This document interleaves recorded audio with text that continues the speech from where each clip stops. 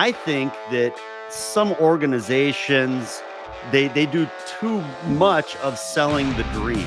They make it sound like you're going to make all this money overnight, like it's not going to take any effort or any hard work, like you just get licensed. Even like telesales, so many people I think they want to get into telesales because they just think it's going to be easy. They think, oh, all these people are just going to be calling me and all I got to do is answer the phone and take orders. And then they come to realize it's not that easy. Alrighty, welcome to the March crossover special of the Insurance, Life, and Everything in Between podcast. Adam's going to push buttons and make different people pop on the screen as we go today. I've got my topic ready to go. We just need you, otherwise we're awkwardly talking to ourselves in an empty room. That's pretty sad sounding, isn't it? Like, you guys got to help us out more than that. If you are watching today or maybe later on, do me a favor, comment on the video where you're at, what you liked, what you didn't like. Throw us a thumbs up or a thumbs down either way, and subscribe to whatever channel you're watching this on. We've got it streaming across multiple things right now. So however you're catching us today, make sure you follow us so you can see us again later on. So Adam, appreciate you being here today. Nick as well. Today we're going into an interesting topic, appointment setting versus door knocking. I don't think you guys are going against each other in it, but I'm excited to hear both of your feedbacks about it. Adam, how's your week been? Appreciate you being on with me. So far, so good. I mean, I think I wrote, I don't know, around 4,200 maybe so far in 3 days. So not bad. Kind of related to that topic. I mean, I would say a good portion of them this week were off of appointments. So it just kind of varies. That's one thing I always talk about with the appointment setting is that there's leads of, especially when we have these appointment setters, like they're calling leads that I've already pretty much kind of thrown to the side, that I'm not even working anymore, but they're still calling them and they get the appointment set on them. I wrote one yesterday. It was, I don't know, $130 a month. And it was a lead that was probably 6 weeks old, where I've already kind of moved on to new stuff, but they're still calling the old stuff. So that's one thing that I like about having the appointment setting is that they're calling the stuff that's older, that while I'm moving on to the new stuff, well, they're setting up those appointments and I'm writing business that I probably would not have written had I not had that going on for me. Absolutely. Are you starting by door knocking, or are you starting with calling through and setting your own appointments? I give the appointment setters my leads. So first thing when they come in, I give them all the leads, and then they set up the appointments. And then, I mean, usually there's space in between appointments. Mm-hmm. Like very seldom do I get a full days where like every single spot's booked. So there's time to fill in the gaps with leads to door knock, and then also when there's no shows. So cool. That's really how I do it. I mean, I'll take the same leads and, they're calling and calling and calling. If they can't reach the people, or even if they reach them and they tell them they're not interested, it doesn't matter to me. I'm still showing up and door knocking them. Yeah. You should definitely ignore it when they tell you that they're not interested over the phone. Oh yeah. It's meaningless. It was funny, Nick. We were discussing different strategies with it, Adam and I, recently, and he door knocked the lead, and the person said, well, the person that called me wouldn't give up. I'm like, well, then they're doing their job. Outstanding. Yeah. Perfect. That's exactly what I want them to do. But we're also instituting something, and I'm curious what your thoughts are with this, is texting the lead. Like, if you can't get them on the phone, if they don't answer the phone, if you already called them 6 times that day, texting them a picture of the lead and a little bit of conversation and booking the appointment via text. What are your thoughts on that? I don't hate that. I would prefer that if you've made contact with the lead. Like if there is contact with the lead, but the appointment couldn't get booked for whatever reason, I think that's a good time to text. I think texting prior to getting a pickup is potentially at least going to burn that phone number. Now, if you've got lots of phone numbers to use, and some people do, you're using a dialing system or whatever, then maybe that doesn't matter. But my philosophy when it comes to getting in front of prospects is you don't want to be too specific about the purpose of the meeting until you are standing in front of the prospect and it is the right time to give them the purpose for the meeting. I believe strongly that there is a path that you have to walk people down, and if you jump too far ahead on the path without bringing them along with you, you're going to just leave them behind, and they're going to just go off in their own direction. To I guess complete the metaphor. Yeah. But so I'm not opposed to texting leads. To texting like images of the lead and saying, hey, this is why we're calling you. If you're at the stage where you're getting ready to drop that lead anyway, if you're going to give up on it anyway, like you might as well throw the Hail Mary. But I would recognize that it is a high risk, high reward play. Good as point. Opposed to the standard risk. Good point. Well, before we divulge too far into strategy in appointment setting, we're supposed to be discussing appointment setting versus door knocking. When I got started in the industry, I was taught how to door knock. Yep. Wasn't taught anything about appointment setting. Was probably taught that it was evil, I think. Maybe not. But I door knocked the hell out of my leads. And in the first probably 2 or 3 years of my career, wrote plenty of business, 3, 4, 5K a week pretty consistently. But it took all week to do it. It took like from the start of Monday to the evening of Friday to beat those leads into oblivion and to generate 3 to 5K of premium consistently off of them. So it's a successful way to write business, but in my opinion, it takes a lot of time to write that business. Nick, what are your thoughts on just the time investment around door knocking? So I think it's really interesting to hear you say that, because I was talking to you before we started recording. One of the very first things that you and I ever did on social media in this type of format before was door knocking versus appointment setting.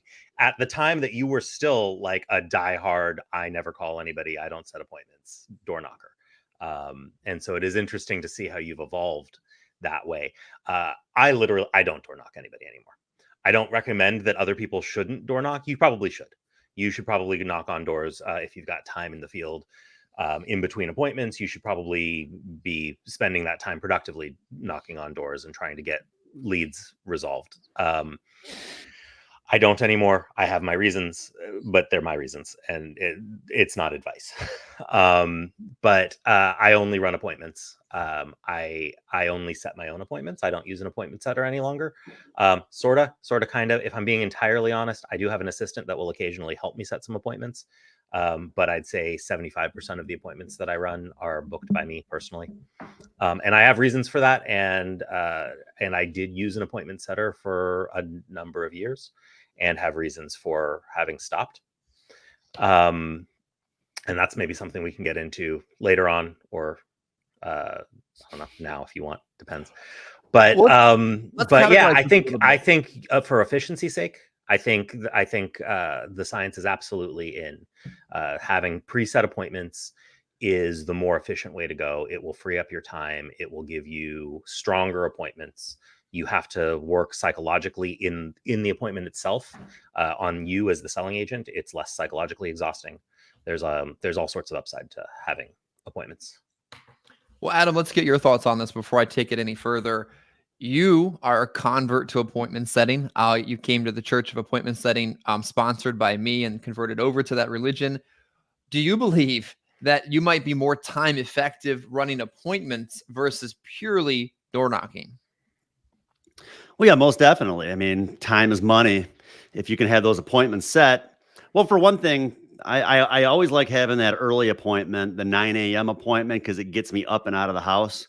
If I don't have that 9 a.m. appointment, usually I tend to drag my feet a little bit, and sometimes I'm not leaving my house until 9:30, 10 o'clock. So right there, I mean, it helps to get me up and out having that appointment set. But just, yeah, having that structure throughout the entire day, having more, again, it puts you in front of more people. But again, I think honestly, I don't know. I feel like it's important to do a little bit of both, because otherwise we will be wasting a lot of leads too. And like I said, I mean, the chances of your whole day being filled with appointments is probably pretty slim unless you have a huge inventory of leads and you are able to get your whole day filled every single day, which like I said, I mean, Pretty rare. usually pretty rare. So that's why I like having both. I won't leave the house if I don't have 8 appointments booked. Well, you're also working. Well, this is how many days in the field, though? 2. Okay. Well, 2. if you were to do that over the course of a 5-day period, how many leads do you think it would take to book 5 8-hour days? I mean, more than I get, Yeah. but also, I mean, how many appointments do you really need? You know, like if I if I'm running 20 appointments over 2 days, like how many more appointments do you need? I mean, like maybe you need more, right? Maybe you do, but but I don't. I don't want to work more than that. So you know, and other things come up, right? Like stuff ends up filling the rest of the time. If you have a lot of presentation activity, stuff fills that time. You start having people who have had banking issues that you need to go fix. You start having people who have referrals that you need to go work on. Maybe they want to buy another product. They want to do Medicare. They want to do something else. So your week starts filling up pretty quickly. If you've got, I mean, I'm going to tell you, I think anybody who's got 20 scheduled appointments every week is probably going to do okay.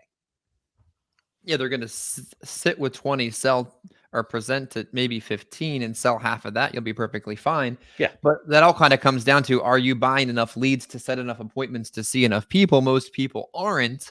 And that's kind of the big problem here. It is. It is. I mean, like I will say I get 25 leads every single week, and I have for 10 years at this point, and I've worked the same areas for 10 years at this point, and so, I mean, I've got 1,000 unresolved leads in every city that I've never worked. Thousands. That I've ever worked. Like I've got like it. At a certain point, you just never run out of leads if you're doing it correctly.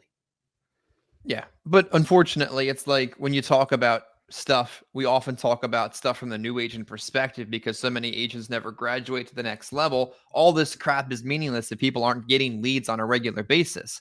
You keep trying to set appointments over the same 20 leads that you've been working for 3 weeks. It's just silly at that point. But Adam, talk to me about door knocking in the sense that you're working a 3, 4, 5-day work week as a new agent because you're mentoring a lot of new agents, integrating door knocking into the appointment setting mix as well. Well, you know, like I said, I mean, I teach my guys to put a route together and plan as though their appointments are not going to be home. So then that way, you know, let's say they have a 9 o'clock appointment, they show up, maybe they got a 10:30 appointment too, but if that 9 o'clock isn't home, well, then at least they have something already set up, somewhere to go. If they're working direct mail, you know, they're going to have other leads in that area. But if you show up and they're not home and then you have to spend a half hour trying to put a route together to find someone else to see, well, then you're not going to have time to see someone before that next appointment. And then you just wasted 90 minutes. So if you plan ahead and you put a route together the night before and just set it up as though your appointments are not going to be home, well, then you're always going to know your next move. You're already going to kind of have everything lined up for who to go see if they're not going to be there. Hopefully they'll be home, but if they're not, at least you already kind of know where you're going to be going. Nick, that's a great idea. I've always done a similar thing, but I've used like a map system where I have all my leads dropped as like pins on a map, so that wherever I am, I can open up the map and I can just see where my next nearest lead is, which is kind of neat. But I like the idea of pre-routing it. Say that again. What do you use for that? So I used for years. I used the Zendesk Sell CRM, which has that functionality built into it natively. Which is one of the reasons why I hung on to it for so long until I realized like I hadn't actually knocked on doors since 2021, and I was more willing to let it go. But I think that's a fantastic functionality. There's another CRM that does something similar called Navigator, which might be a little harder to track down, but it's with I hang on. Let me Google the name of the company. Well, Toolkit's building a CRM right now. Is that a kind of a feature? Yeah. Is that a feature you would want? I think that's the feature that is missing from most CRMs, because most CRMs are built for telephone sales agents, and having a feature like that is really important. So Senior Agent Tools has the Navigator, which also has that, and there's an app called Spotio, which also has a similar mapping feature, all of which are pretty excellent. I'm sure there's other people that have a similar thing, but I think having that ability to open up a map. I know an agent who did it with just Google Maps. I don't like the way that works for a lot of reasons, but it's definitely doable. You can build it yourself with Google Maps. But I love the idea of having just like a pre-planned route to like take a little bit of time, because it gives you some intentionality to your day, where you're taking time and saying like, these are where the appointments that I have that are set. Let me go through my other leads. Let's see who else is there. Let's think this through a little bit, and let's do a little bit of additional planning. And I really do like that. You can't just fly by the seat of your pants if you're doing that. You have to take the time and make a plan. And I kind of love that. Yeah, I think it's important that you've got your appointments set, or if you're just purely door knocking, you've got your door knocks routed, and then you've got a plan B. My plan B is typically like existing book of business, lapses, add-ons, people that liked me, I kind of liked them, comfortable fallback options if the day is turning to crap. And then plan C's are like, I might take a little bit of work, but I can probably close them over the phone if I need to, or go back and see them, or like so many different opportunities that there's no room in the head to think, well, what do I do next? Well, I can do this one, or this one. And then you just stack so much activity and opportunity. You're just destined to have something come out of it. But I think from the beginner level, there is a lot of value to door knocking. You're brand new to the business. I was brand new at one point. When I believed in door knocking, I didn't have that many leads. I had 15 a week, 20 a week, eventually 25 a week. I didn't have enough volume in appointment setting for it to make a lot of sense. So I do see some value at times to the door knocking model, but I believe you evolve into the ability to appointment set more the more your career evolves. Agree or disagree, guys? 100% agree. Well, one thing too, I mean, with the appointment setting, Chris and Nick, I mean, one thing I run into so often, and I mean, you can even look at the notes from the appointment setters. There's just so many people that don't even answer their phone. So if they screen their calls, I mean, half of them now, they like set it to block any number that they don't recognize or that's not in their contacts. So if you're strictly setting appointments, you're going to be wasting a lot of leads. And that's why I think it's important too to be able to do a little bit of both. Otherwise, you're putting a lot of your leads are going to go to waste. But yeah, like you said, with door knocking, when people first start, I think I think it builds a lot of confidence. It's a tough thing to do, but the longer you do it, the better you get at it. I mean, I see even these guys that I brought on that are just brand new to the business. I mean, I feel like they're getting more and more confident the more they do it. It takes people out of their comfort zone. I mean, not many people like just going up to a door and knocking on it with a lead, but it's kind of weird because I'm more confident to go up to a door and door knock it than to pick up the phone and call a lead. Like I hate calling my leads. I prefer just taking it and showing up. I think one of the gifts that I had given to me is that I was a paramedic before I was in the industry. So knocking on a strange person's door was kind of normal. I wouldn't have to worry about that in the very beginning, thankfully. But I got a pro tip, and then I want to transition into our other topic for our next 12 minutes. When you're going to an apartment building, and I'm sure we all go to a lot of apartment buildings, I try to make sure that I bring all of the leads that are also in that apartment building with me.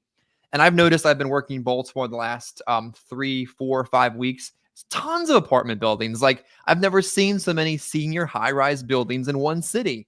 Well, maybe because I spent too much time in one city, but that's not the point. Bring your leads with you. I had 3 appointments. I kid you not. Nick, tell me if this has ever happened to you. 3 appointments, 10 o'clock, 11 o'clock, 12 o'clock, all in the same building. Has that ever happened to you? Where they've just been in a row like that? No. I have a similar, like in Allentown, Pennsylvania, there's a lot of a lot of those apartment buildings also. So I will find myself in the same building 2 or 3 times in the same day sometimes, or even in the same week. I tend to try to, when I'm setting appointments, I tend to try to not discriminate between the next lead up. And so I probably am a little bit less efficient because I don't tend to schedule them back to back to back like that in the same place. I think, But I think, yes, absolutely, 100%. You are always going to get multiple leads in the same apartment building. Like if you're mailing to an apartment complex, it is almost impossible for you to not get at least 2 leads back from that complex if you get even one. yeah. If you get one, you're going to have gotten 2. And yeah, man, that's a great way to go. I kind of like, most of these apartment complexes are going to have somebody on staff who's like a social worker or an event planner or somebody like that. I'm not saying you should go meet them and necessarily schedule to give seminars and stuff, although you definitely can. And I see captive agents doing that sort of thing all the time. But you should definitely like go introduce yourself to that person, because they will send you referrals. Because every year when the rent rebates are recertification is due, they're going to meet people who have these life insurance policies that they want to do something with because it's screwed up their rent rebate, and you will get referrals if you know the person that helps the people in that building with their rent rebates. Yeah, Adam, one of our guys, Ricky, mastered many of the senior centers in his local market. And when I went out to ride with him to kind of fine tune the Medicare approach, all we did is set up camp in one building. Like he had so many clients in that one building, we didn't have to go anywhere else for almost a majority of the day. And it just is a really benefit to a lot of people to take advantage of the senior center seminar approach when you're in a lot of these buildings. We've got 9 minutes, 10 minutes. Or 21 minutes. Holy cow, that's a lot of time. Do you guys want to tackle our other topic with that we have planned? Sure.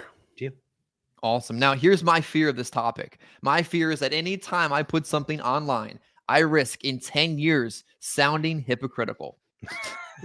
We almost have 10 years of content out there at this point, Nick. Adam, you've been putting stuff out there longer than most people have been in the business. So I want to apply that filter right now.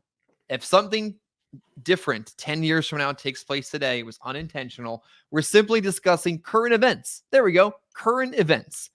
When it comes to agents hopping IMOs like I change underwear. How's that sound for the rest of our topic?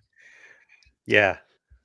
So, Adam, there's this guy I've seen change hands from, should I name companies? I don't know. I don't want to be sued. Probably 4 different companies since 2020. And I have to think to myself, maybe he's a cool dude. Maybe we'd enjoy having a beer together. But is the problem them, or is it a you problem? How could somebody go through 4 organizations in 3 years? I don't know. I mean, you see it a lot. Whenever I see that, I'm always like, who would want to work with someone like this? That everywhere they go, obviously, I think it's probably more of an ego issue than anything. Everywhere they go, they have problems. It could be an accountability issue. Everywhere they go, I guess they're just getting screwed everywhere they go. Everyone's out to get them. That they, sooner or later, maybe they'll find a place that they can call home where, it's all, rainbows and butterflies or something. But I mean, at the end of the day, I mean, we have to hold ourselves accountable. And I feel like, honestly, I mean, yeah, there's different organizations that have different structures, different programs. Maybe some of them offer higher comp than others. But if someone wants to be successful, I feel like they can be successful in any sort of platform or with any organization if they really want to. But again, I think so much of it is just accountability sort of things. And it's always the, oh, poor me sort of mindset that where they're, everywhere they go. I mean, I worked with people in my prior company, same thing, that these guys, they would leave, and it was always somehow I was screwing them over. I have no idea how, but somehow it was my fault, not that they were not, succeeding right in business, not their own. So Yeah, I think so much of it, people just need to look in the mirror and say, maybe I'm the issue. Maybe I'm the reason why I have to keep going from one place to the next, the next. Yeah, That's I think Nick, I got a question for you on this as Yeah. well, but I think there's evolutions that take place in our career, evolutions that take place in business, necessary business adjustments that need to take place. But Nick, the question I'm going to frame to you is there's a personal producer perspective of this, Mhm. and there's the agency owner, you've got a downline, people depend on you perspective of this. Because the guy in question has a lot of people that work with him, and when there's disruption at this management level, it causes chaos for the people below them. Yeah, that's terrible. Like, you're going to win wherever you go. You could go win at Lincoln Heritage. You could win at Senior Life. That'd be weird. Adam would win wherever he went. He would probably win selling cars. But the people below that work with him may not be operating, and I mean this in a nice way, at that same skill set. Yeah. And when Adam's not steady and even keel, and when Nick's changing organizations every 4 years, which he doesn't, the people that partner below you, what do you think happens to them? Oh, it's bad for them. I mean, it really is. Like I don't have much in the way of a downline, but I do have a few agents who work with me on Medicare, and for reasons that it's unimportant to get into, we felt like we needed to change our ultimate upline that we were getting our contracts through. And even though it was ultimately a good thing for everybody involved, including the group that we were leaving, it is a painful process for the workaday agent who's not involved in the transfer. Like it's terrible and painful, and it and like I spent like 3 months like doing detailed planning to make it as seamless as possible for the agents before they were affected by it, and it was still painful. It's not possible to not let it be painful. So that's rough. That is rough, and it's unfortunate. I do also sometimes wonder if the people who are bouncing around from thing to thing have a little bit of shiny object syndrome. I've been contemplating, I've been reflecting recently on the type of people that tend to get attracted to commission only sales.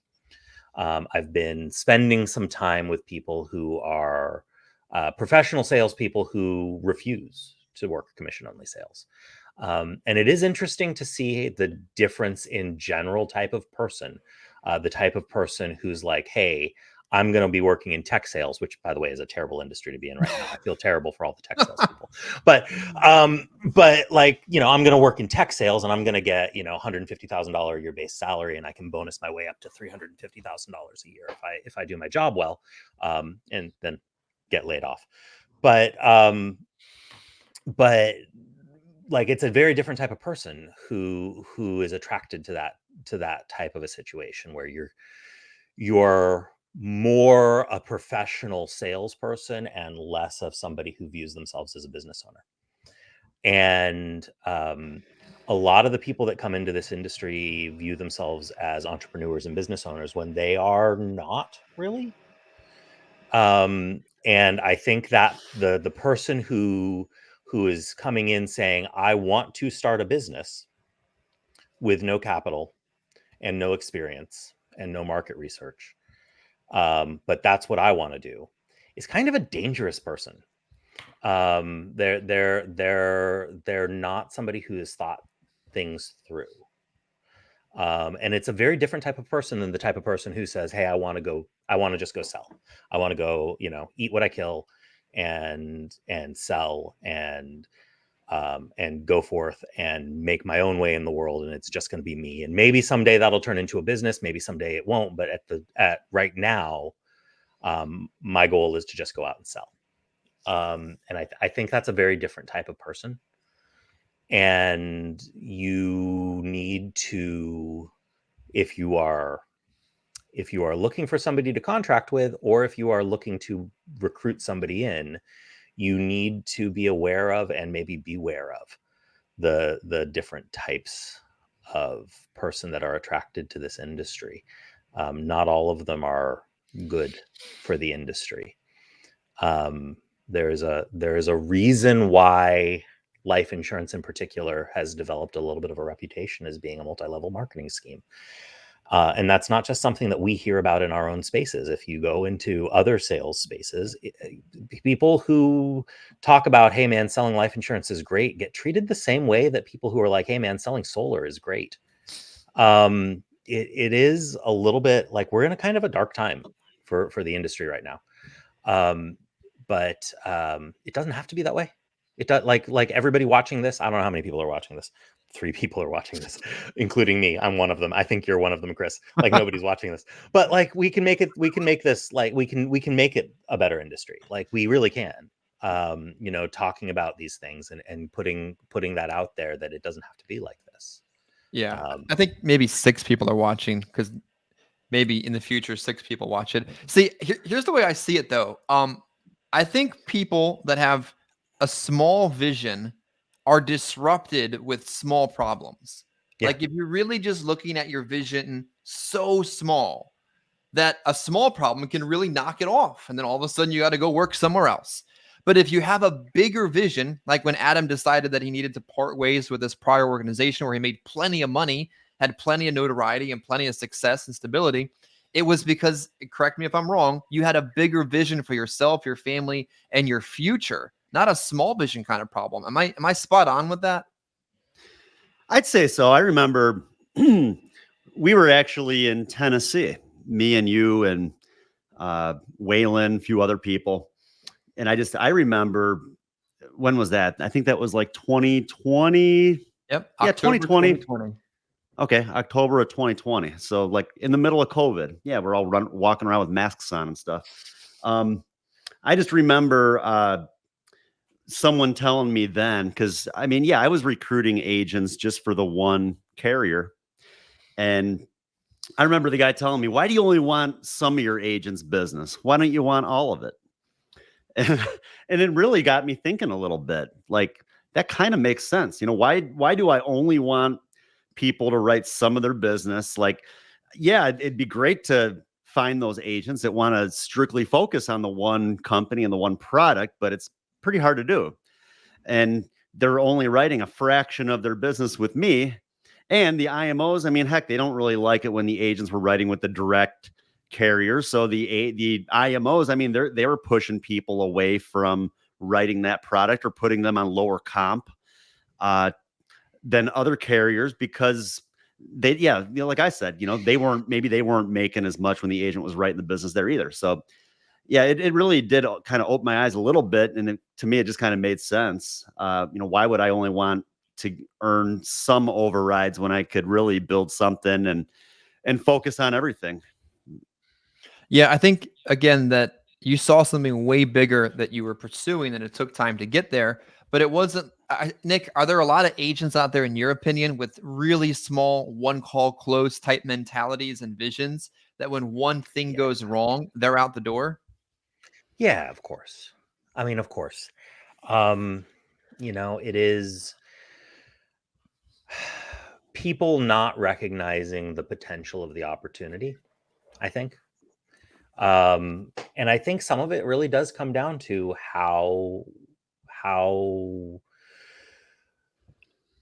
especially the final expense world just gets talked about. The people in the final expense world, there's so much noise. There's so much bad noise from organizations who I think are actively doing harm to the industry and actively doing harm to clients and actively doing harm to agents, that are extremely loud, extremely noisy, extremely popular, huge, massive organizations, helping people to um, go bankrupt. I mean, it's a really, it is a problem. Like, I think it's a real problem. I think at the moment, most of that energy was for a long time being sucked away back into the ACA space, for a while. But it's kind of come back to final expense. It's not as rough as it was like 2 years ago. I think 2 years ago was a lot worse. But the way that the job gets sold is weird. And I think it creates problems because people come in with very wonky ideas about what should be done. And I think I think it creates issues. I think it creates issues, and it attracts a type of agent who is not in it for the career, but they're in it because they can make $5,000 by next week and pay rent. Yeah. Now, there are some legitimate reasons why someone should make a change, and maybe we'll take the final 5 minutes to walk through some of those. But I'm going to throw some Adam's way, I'll throw some Nick's way. But Nick, parting question for you. You've been partnered with one final expense organization for a majority of your career. Mhm. Can you speak to that mindset versus the mindset of an agent that says, I would never put all my eggs in one basket? And then I'll ask Adam the same question. I don't know why I wouldn't. Right? Like so I am slow to trust. I am very slow to trust. But I'm somewhat easy to forgive. If things go wrong, I will usually give people second chances. Once you've built that trust with me. I have no reason not to trust the people who are running the organization that I've partnered with. I don't write enough business to get direct contracts of the level that I have. If I was to go direct, like I'm just a single person, I write, $300,000 a year of final expense business, but not with just one carrier, with like 15 carriers. So nobody's going to give me the contracts directly. So I need to go through an organization. And honestly, I don't know why I wouldn't do that all with one group. They've been extremely good to me. They've taught me a lot. They've made me a success. They've opened my eyes to other opportunities that I would not have probably thought about. I don't know. Like Scott and Travis have been good to me. I don't have any reason to say anything bad about them. I don't know why you wouldn't. If you have a good relationship with your agency or IMO, they are going to care more about you, because that's just how humans are. If you have all of your business that can be with them. Well said. Adam, your thoughts, because you've talked to a lot of agents. I talked to an agent that had talked to you on a toolkit demo yesterday, and you passed on him because he wanted to sell over the phone and you don't special. Not the point. Your thoughts on partnering with one organization versus the agents out there that would call you up and say, well, Adam, I just want like a contract or two, and I want it at the highest humanly level possible to put you at the highest risk level possible. Those kind of agents versus the all-in agents like the guys you're working closely with in Illinois. Well, like what you just said there, the risk factor. I mean, I think that, building it one agent at a time locally, really, to me, is the best way to do it if you don't want to deal with a whole lot of risk. I think that when you have agents all over the globe, it's much harder to keep track of the business. I think I want to build it up the right way, where I have, I'll build up this area first, and then I'll find someone to kind of take over this area before we kind of move on to the next. And then we focus on another area, rather than, to me, it's more kind of like what I've said before, where I'd rather have 10 agents writing 10,000 a month compared to 100 agents each writing 2 apps every month. I'd rather have more, less agents doing more. Because is from a manager's perspective, it is much easier to control and to keep track of, and a lot less risk. If I have agents in a lead program and they're all working direct mail, all within this area, if one guy falls off, well, heck, I already got more than enough other people that can step up and either take those leads that the other person probably didn't work, and be able to take future leads that were probably already ordered for that person. Where if I have something if I have one agent in one area and he's ordering leads and he falls off, well, then that's how we end up with so many extra leads and inventory just sitting on leads. I mean, that's a risk too. Just a lot of extra money spent for someone that's not there anymore. But one thing I wanted to mention too, Chris, real quick, we're talking about why agents jump from one place to the next. And one thing, I did mention accountability and all of those things, but kind of going back to the brand new agent that sees an opportunity And with that opportunity, they decide they want to get licensed and then they want to get going in the business. I think that some organizations, they do too much of selling the dream. They sell the dream. They make it sound like you're going to make all this money overnight, like it's not going to take any effort or any hard work, like you just get licensed. Even like telesales. So many people, I think they want to get into telesales because they just think it's going to be easy. They think, oh, all these people are just going to be calling me and all I got to do is answer the phone and take orders. And then they come to realize it's not that easy.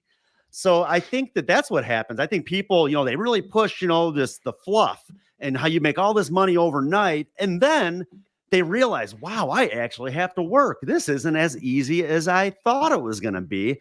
And they never received the proper training. They were maybe sent some videos. They were told to order some leads and they just said, go out there and get them. And they don't really have that support. I remember talking to one guy when I was looking around, when I was looking to make a move. This guy, his agency was doing, I don't know, a few million a month in premium. He said he'd never taken an agent out and trained them. All he ever did was recruit as many people as he could, send them some videos. Those that make it. Those that don't. I guess it was working for him. But you know what? You put up that much premium. I couldn't imagine to see what the persistency was on that business. Because people are fall off of the people that were never given a fair chance to make it and became bankrupt, as Nick was implying along the way. Exactly. Not to interrupt your thought, but absolutely, we owe it to the people that decide to work with us to give them a fair shake, to be honest with them, to provide them the proper resources, not to BS them around, and in turn, for them to put in the amount of work necessary to be successful. This is a two-way kind of thing. It can't all be on the upline or the agency. The agent has to do most of the work themselves, but we owe it to them to give them a fair chance. That's why I hate when people aren't buying leads. You're not going to write anything next week. Stop lying to yourself. Nothing's going to happen. You might stumble into an application that falls off a week later, but stop lying to yourself. Do it the right way or go get a job. This, we only get one life to live. Why are we wasting our life in an opportunity we're not doing correctly? In our final, only 2 minutes left. Nick, give me one valid reason somebody at the personal producer level should consider making a change in the organization they're working with. The organization that you're working with, it turns out they are stealing from you in some way, shape, or form, reselling leads out from under you, reselling your client book as leads to other people, which one of the major IMOs is doing that, taking their agents books of business and reselling them as leads. That's fun. If that's the sort of thing that's happening to you, go find somebody else to work with. Well said. Adam, one valid reason a personal producer at the agent level should consider making a change. I'm kind of with Nick. I think you got to be able to trust the people that you're working with. Something like that, what you just mentioned, Nick, I feel like that sounds like an organization that's in desperation mode. We talk about kind of doing stuff you're not supposed to be doing. To me, that's almost like a desperate situation to try to figure out ways to get out of a bunch of debt. Agents that fell off because those agents were sold that fluff and now they're not there anymore. Yep. And now they're trying to figure out ways to keep up with that business. So, I think at the end of the day, you got to be able to trust the people that you're working with. And if you can't trust them, well, then that's probably the best time to maybe consider making a move. Nick, bonus question. In your house, do you run out of lunch meat first or cheese first? Because I got a lot of cheese in the fridge and no lunch meat. It's a real problem today. Oh, no, we are definitely the opposite. We are definitely cheese goes first.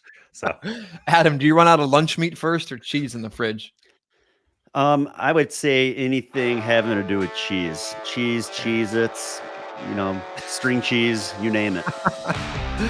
That's the everything in between segment today. Guys, appreciate both of you being on today. If you watched this now or in the future, interact with this. That would be a polite thing to do. We taught you a lot, gave it away for free. We don't charge to be in a Facebook group. I think that's pretty awkward. Comment, subscribe, and share it out. And we'll hopefully be back next month for another crossover special.